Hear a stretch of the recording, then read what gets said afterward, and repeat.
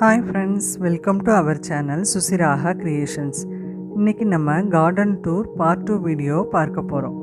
இந்த செடிகள் எல்லாம் கொத்து கொத்தாக பூக்கிறதுக்கும் காய்க்கிறதுக்கும் உள்ள சீக்ரெட்டை இந்த வீடியோவில் ஷேர் பண்ணுறேன்.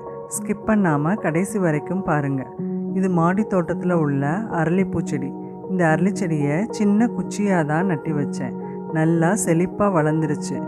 டெய்லி பூஜைக்கு தேவையான பூக்களை இதிலையே பறிச்சிருவோம். இப்போ நம்ம பார்க்குறது அடுக்கு நந்தியாவட்டை.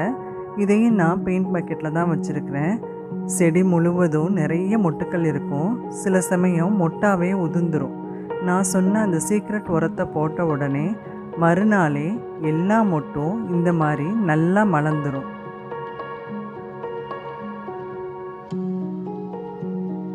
இப்போ நீங்கள் பார்க்குறது அடுக்கு மல்லி.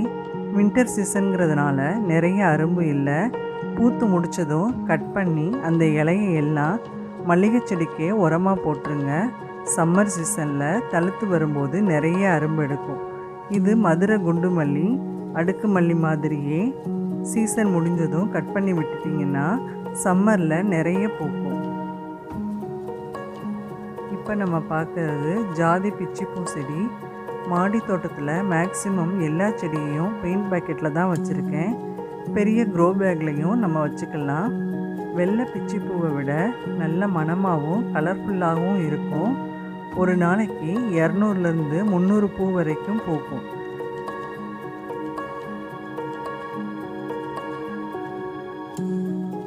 இப்போ நீங்கள் பார்க்குறது கொன்றை செடி.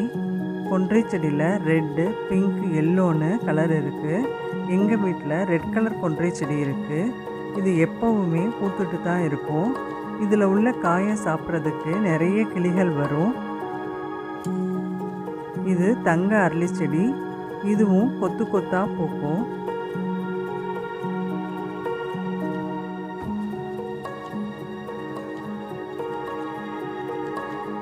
இப்போ நம்ம பார்க்குறது சங்கு புஷ்பம். இதில் நிறைய கலர்ஸ் இருக்குது. எங்கள் வீட்டில் உள்ளது ப்ளூ கலர். இது சிவன், விஷ்ணு, வராகி அம்மனுக்கு பிடித்த மலர். இதை நில சம்மங்கின்னு சொல்லுவாங்க. இதுவும் கொத்து கொத்தாக பூக்கும். எல்லா கோயில்கள்லேயும் இருக்கும். இது பவளமல்லி செடி. இந்த பூ நைட் தான் மலரும். இதனோட இலை மருத்துவ குணம் வாய்ந்தது. இது மாஞ்செடி. இப்போ தான் வச்சுருக்கோம். தழுத்து வந்துட்டுருக்கு.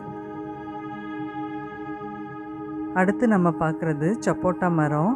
போன சீசனில் சரியாக காய்க்கலை. இந்த சீசனில் நிறைய காய்ச்சிருக்கு. அதுக்கு காரணம் அந்த சீக்ரெட் உரம்தான்.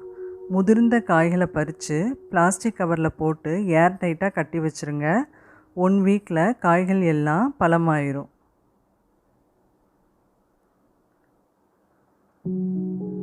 இது நார்த்தன் செடி.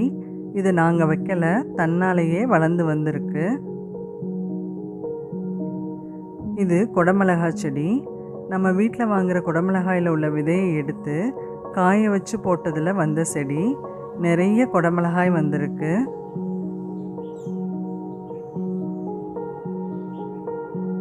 இது சம்பா மிளகாய். நம்ம வீட்டில் உள்ள மிளகாய் வற்றலோட விதையிலிருந்து வந்த செடி தான் இது. 4 மிளகாய் செடி இருந்தாலே போதும். நம்ம வீட்டுக்கு தேவையான மிளகாய் கிடச்சிடும். இது கருவேப்பிலை மரம். கருவேப்பிலையை யூஸ் பண்ணி துவையல் பொடி செய்யலாம், ஆயில் காய்ச்சலாம். இது மருதாணி மரம். இதை அரைச்சி கையில் வைக்கும்போது நம்ம உடம்புல உள்ள சூடு குறையும். வெள்ளைக்கரிசலாங்கண்ணியும் மருதாணியும் சேர்த்து அரைச்சி நேச்சுரல் டையாகவும் யூஸ் பண்ணலாம். மருதாணி பூவை பூஜைக்கும் யூஸ் பண்ணலாம். மகாலட்சுமிக்கு மிகவும் பிடித்த மலர் மருதாணி பூ. இது செம்பருத்தி செடி. இதனோட பூவும் இலையும் யூஸ் பண்ணி ஆயில் காய்ச்சலாம். பூவையும் இலையும் கற்றாழையோடு சேர்த்து அரைச்சி நேச்சுரல் ஷாம்பாகவும் யூஸ் பண்ணலாம். நம்மளோட முடி நல்லா சில்கியாக இருக்கும். இது பப்பாளி மரம். இதுவும் தன்னாலேயே முளைச்சது. நிறைய காய்கள் காய்க்க ஆரம்பிச்சிருச்சு. இலையை வேக வச்சு குடித்தா ஃபீவர் குறையும். பப்பாளி பழம் ஹெல்த்துக்கு ரொம்ப நல்லது. டெய்லி சாப்பிட்லாம்.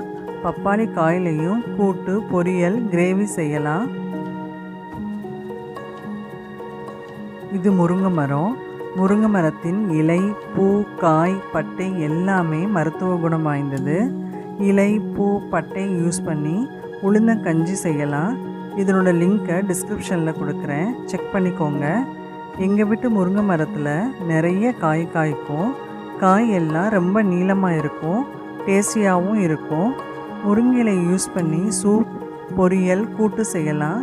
வாரத்திற்கு 3 நாள் சாப்பிட்டா ஹீமோகுளோபின் லெவல் நல்லா இன்க்ரீஸ் ஆகும்.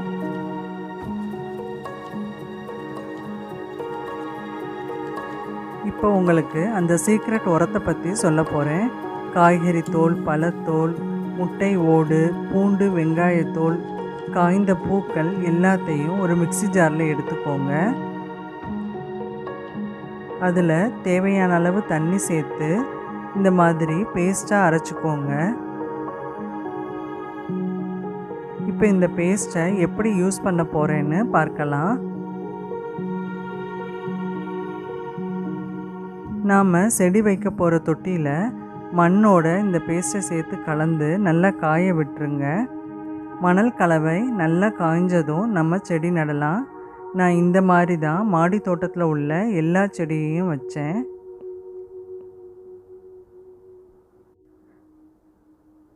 செடியெல்லாம் நல்லா தழுத்து வந்ததும் அந்த பேஸ்ட்டை அரிசி பருப்பு கழுவுன தண்ணியில் கரைச்சி செடிக்கு ஊற்றுங்க. அதுக்கப்புறம் இந்த மாதிரி நல்லா கிளறி விடுங்க. அப்பப்போ மணலை கிளறி விட்டால் தான் செடிகள் நல்லா தழுத்து வளரும். நான் சொன்ன இந்த டிப்பை ட்ரை பண்ணி பார்த்துட்டு கமெண்ட் பண்ணுங்கள். உங்களுக்கு இந்த வீடியோ பிடிச்சிருந்தா ப்ளீஸ் லைக் பண்ணுங்கள், ஷேர் பண்ணுங்கள், சப்ஸ்கிரைப் பண்ணுங்கள் அண்ட் மறக்காமல் பக்கத்தில் இருக்க பெல் ஐக்கானை கிளிக் பண்ணுங்கள்.